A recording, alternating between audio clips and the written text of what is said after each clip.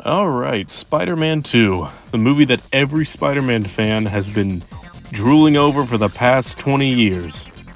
Oh, and I do mean 20 years. Yeah, it's been 20 years since this movie came out. God, I feel old. But to celebrate, I'm gonna make a mask. But not this cool mask. Everyone and their mom has already made a million of these Sam Raimi Spider-Man masks, or the entire suit. So there's really no point in revisiting that. Nah, I'm gonna recreate one of the toys from my childhood. This is how I always think of the Spider-Man 2 costume.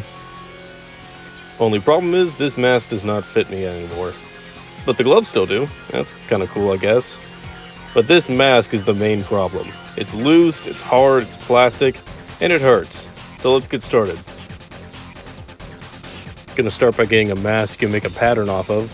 I even had to alter it just a little bit. I ended up with this. Glued it all together and heat formed it just a little bit.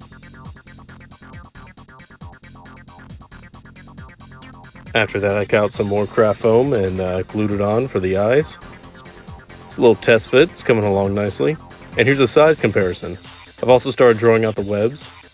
Then I glued on the webs with hot glue, which was not clean at all.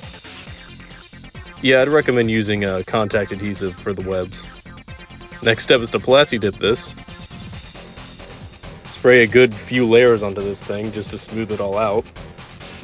Then you're going to start painting it. I started off with a basic layer of red paint, but that was way too light and it made the whole thing a really dark red, which looked cool but isn't what we're going for. Then I decided to mix some of the paints and it turned out kind of pink, but the third layer worked out, and here's me doing the webbing, which was just basic gray acrylic paint.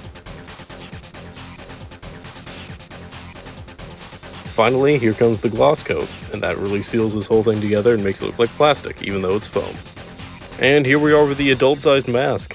The paint's a little off and it's not perfect, but it's a good trial run for something I'm going to be doing in the future.